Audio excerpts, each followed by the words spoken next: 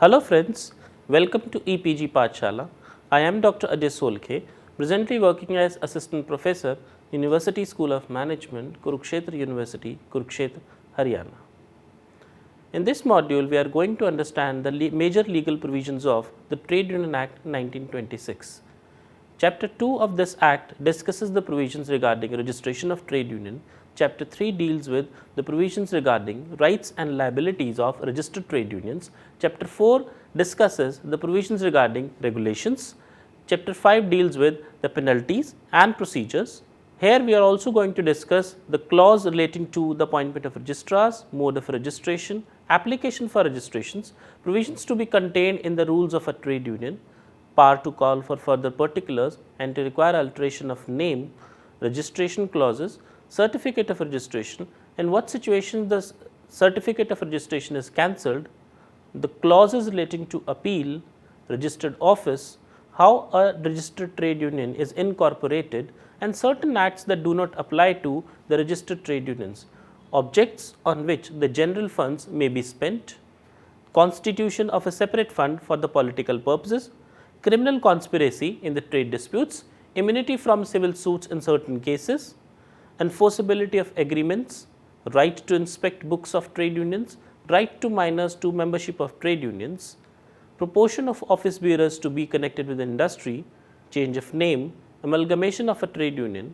and notice of change of name on amalgamation, effects of change of name and of amalgamation, clauses relating to dissolution and submission of returns, power to make regulations, publication of regulations, what happens if failure to submit returns is done, supplying false information regarding trade unions, and lastly, cognizance of offences. Section 2, some of the important definitions given in section 2, prominent among them are trade dispute, worker, and trade union. Under section 2G, trade dispute has been defined as any dispute between employers and workmen, or between workmen and workmen, or between employers and employers, which is connected with the employment or non-employment, or the terms of employment or the conditions of labor of any person, and workmen means all persons employed in trade or industry, whether or not in the employment of the employer with whom the trade dispute arises. Workmen. Workmen means all persons employed in trade or industry, whether or not in the employment of the employer or with whom the trade dispute arises. Under section 2H, trade union means combination, whether temporary or permanent, formed primarily for the purpose of regulating the relations between workmen and employers, or between workmen, and between employers and employers, or for imposing restrictive conditions on the conduct of any trade or business, and it includes any federation of two or more trade unions. It is the object of the association or combination that determines whether it is a trade union or not. For example, a society of authors, publishers, and other owners of copyright meant to protect their copyright in music and songs was held not to be a trade union by the House of Lords. Chapter 2, Registration of Trade Unions, from section 3 to section 14. It deals with the major legal provisions regarding how a trade union is registered under the Trade Union Act 1926. The registration of a trade union is not necessary. However, upon registration, a trade union gets several benefits, including some immunities that are not available to an unregistered trade union. Section 13 specifies that upon registration, a trade union gets a legal entity status, due to which it has perpetual cessation and a common seal. It can acquire and hold movable as well as immovable properties. It can contract through agents, can sue and can be sued. Procedure of registration. It contains appointment of the registrar clause, mode of registration clause, application of registrar clause, and contents of the registration form. Section 3, appointment of registrars. The appropriate government shall appoint a person to be the registrar of trade unions for each state.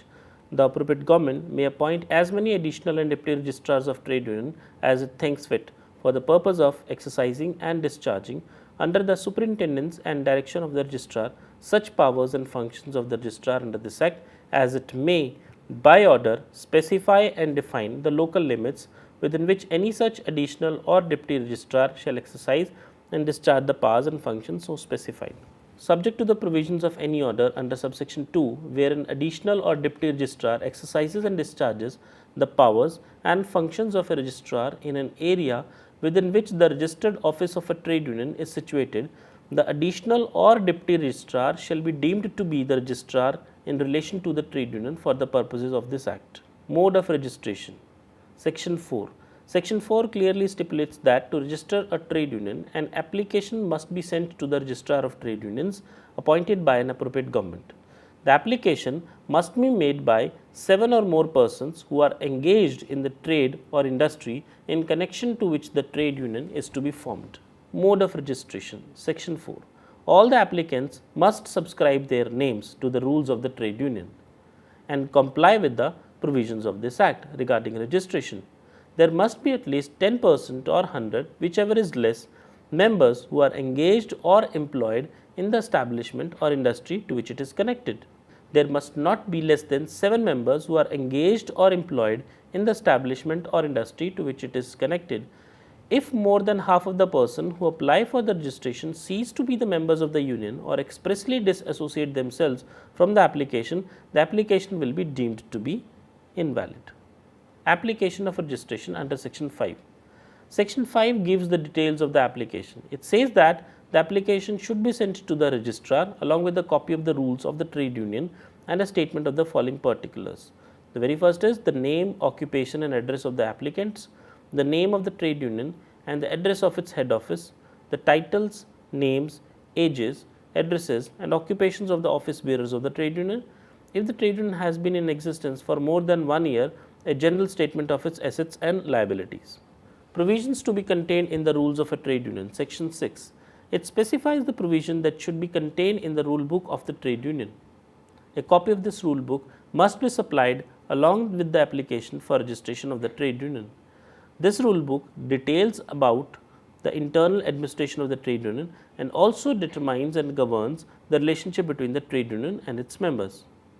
Contents of the rule book. It must contain the rules for the following matters: the name of the trade union, the whole object of the trade union, the whole purposes for which the general funds can be used, the maintenance of the list of the members and adequate facilities to inspect it by the members of the trade union.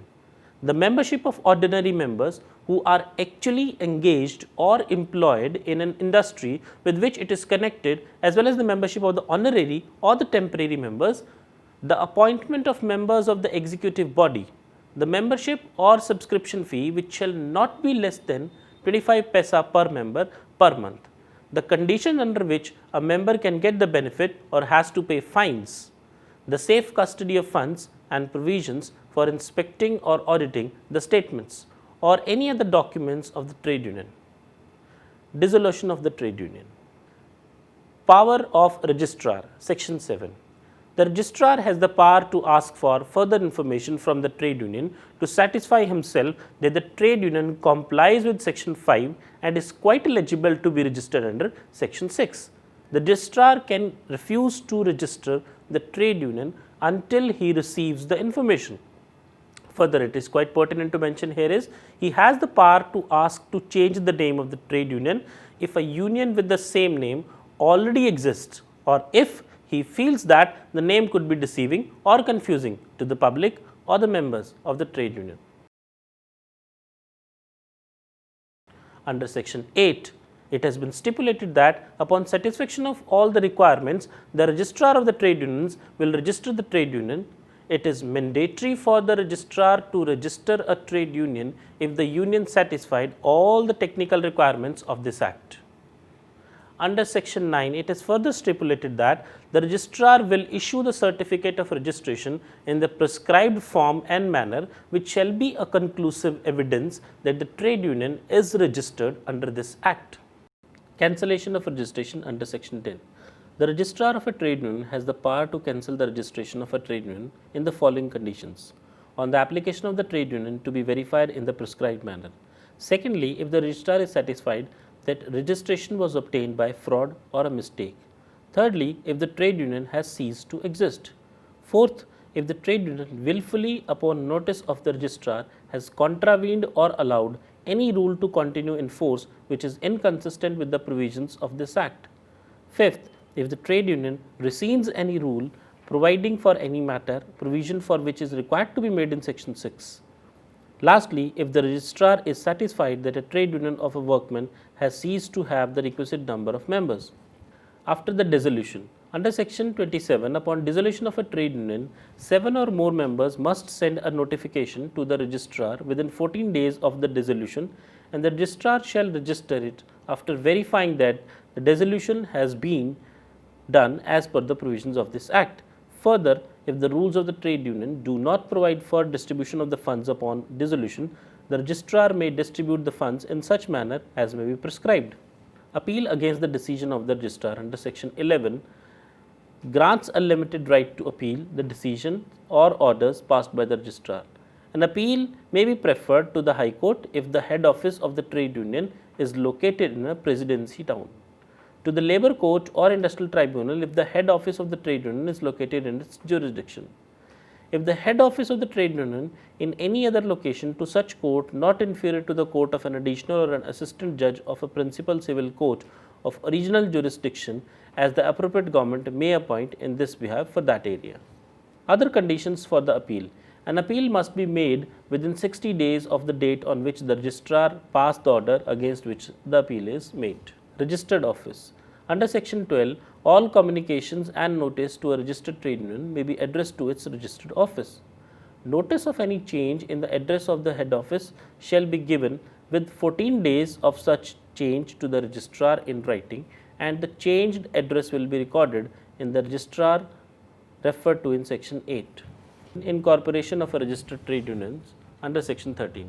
Every registered trade union shall be a body corporate by the name under which it is registered, and shall have perpetual succession and a common seal with power to acquire and hold both movable and immovable property and contract, and shall by the said name sue and can be sued. Certain acts not to apply to registered trade union. The following act, namely the Societies Registration Act, the Cooperative Societies Act and the Companies Act, shall not apply to any registered trade union had the registration of any such trade union under any such act shall be void. Rights and liabilities of a registered trade union. Here section 15 to 28 deals with the rights and liabilities of a registered trade union. Section 15 deals with objects on which general funds may be spent. 16 deals with the constitution of a separate fund of political purposes. 17 deals with criminal conspiracy in the trade disputes. 18 deals with immunity from civil suit in certain cases. 19 deals with enforceability of agreements. 20th, right to inspect books of trade unions. 21, right to minors to membership of a trade union. 22, proportion of office bearers to be connected with the industry. 23, change of a name. 24, amalgamation of a trade union. 25, notice of change of name on amalgamation. 26, effects of change of name and of amalgamation. 27, dissolution, and 28, returns. Rights and liabilities of a registered trade union, section 15 to 28. Liabilities of a registered trade union, rights and privileges of a registered trade union, and immunities available to a registered trade union are all covered under section 15 to 28, which deals with the rights and liabilities of a registered trade union. Liabilities of a registered trade union. A registered trade union must follow the provisions of the Trade Union Act 1926. In particular, the following are some of the restrictions in a registered trade union. Very first of all, a trade union cannot spend the funds on anything the office bearers want. It can spend funds only on the activities specified in section 15. These include salaries of the office bearers, expenses required for the administration of the trade union, compensation to workers due to loss arise of any trade dispute, welfare activities of the workers including housing, clothing or any other such activity, benefits to the workers or their dependents in the case of unemployment, disability or death, publishing material for creating awareness in the workers, legal expenses required for defending or bringing a suit, education of workers or their dependents, expenses for medical treatment of workers, and lastly taking insurance policy for workers. Secondly, a trade union cannot force members to subscribe to political fund under section 16.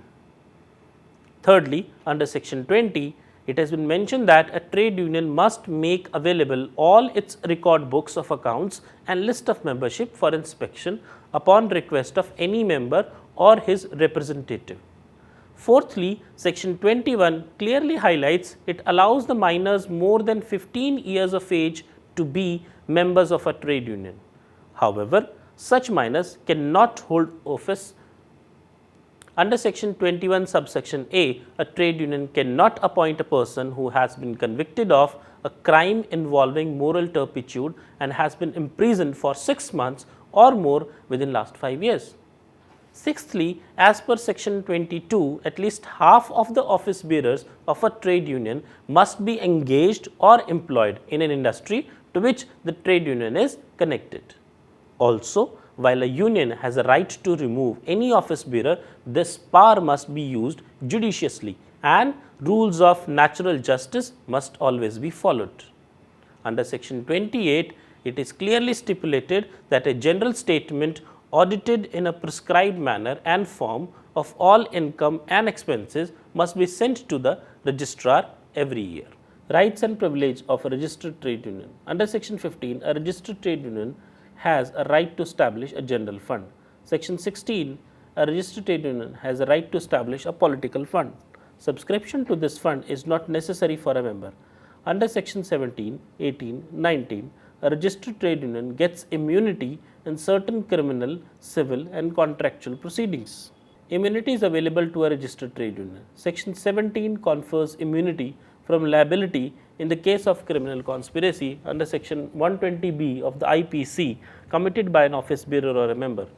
However, this immunity is partial in the sense that it is available only with respect to the legal agreements created by the members of for the furtherance of valid objects of a trade union as described in section 15 of the Act. The immunity cannot be claimed for an act that is an offence. Registered trade unions have certain rights to do in furtherance of the trade dispute, such as calling or strike persuading members. Immunity from civil cases. Under section 18, it confers immunity from civil proceedings in certain cases to a trade union or its office bearers or members. In general, a person is liable in torts for inducing another person to breach his contract of employment or for interfering with the trade or business of another. Immunity in civil matters. However, a trade union, its officers and its members are immune from this liability provided that such an inducement is in contemplation or furtherance of a trade dispute. Further, the inducement should be lawful. There is no immunity against violence, threats or any other illegal means. Enforceability of agreements under section 19. In India, an agreement in restraint of trade is void as per section 25 of the Indian Contract Act 1872. However, such an agreement between trade union members is neither void nor voidable. It is important to note that this right is available only to registered trade unions. An unregistered trade union must follow the principle of general contract law. Change of name. Section 23 deals with change of name, section 25 deals with notice of change of name and 26 deal with effect of change in name. Under section 23, name of a trade union can be changed. Any registered trade union may, with the consent of not less than 2/3 of the total number of its members and subject to the provisions of section 25, change its name. It means trade union can change the name. Minimum 2/3 majority is necessary. The requirement prescribed under section 25 must be fulfilled. Notice to registrar. Under section 25, notice in writing of every change of name signed by the secretary and by 7 members of the trade union changing its name shall be sent to the registrar. If the proposed name is identical with that by which any other existing trade union has been registered, or in the opinion of the registrar so nearly resembles such name as to be likely to deceive the public or the members of either trade union, the registrar shall refuse to register the change of name. Notice to registrar. Under section 25 subsection 3, same as provided in subsection 2, the registrar shall, if he is satisfied that the provision of this act in respect to change of name have been complied with, register the change of name in the register referred to in section 8, and the change of name shall have effect from the date of such registration. Effect of change in name. Section 26 subsection 1 clarifies that the change in the name of a registered trade union shall not affect any rights or obligation of the trade union or render defective any legal proceeding by or against the trade union, and any legal proceeding which might have been continued or commenced by or against it by its former name may be continued or commenced by or against it by its former name, or may be continued or commenced by or against it by its new name. Procedure for amalgamation. Section 24 stipulates that any two or more registered trade unions may become amalgamated together into one trade union with or without dissolution or division of the funds of such trade unions, or either or any of them, provided that votes of at least one half of the members of each trade union are recorded and at least 60% of the votes of each trade union are in favor of the proposal. Notice to registrar.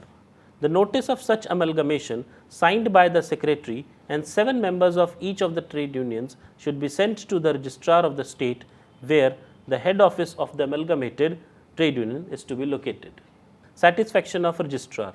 If the registrar is satisfied that all the provisions of this act have been fulfilled and the amalgamated trade union is entitled to registration under section 6, he will register the new trade union under section 8, and the amalgamation will take effect from the date of registration. Effects of amalgamation. Section 26 subsection 2 clarifies that an amalgamation of 2 or more registered trade unions shall not prejudice any right of any such trade unions or any rights of a creditor or any of them. Dissolution.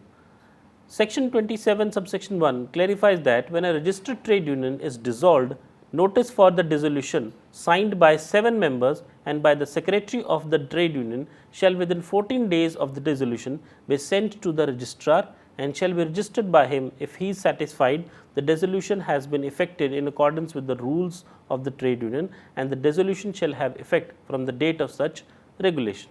Section 27 subsection 2, where the dissolution of a registered trade union has been registered and the rules of the trade union do not provide for the distribution and funds of the trade union on dissolution, the registrar shall divide the funds amongst the members in such manner and form as may be prescribed. Returns under section 28. Return shall be sent annually to the registrar on or before such date as may be prescribed.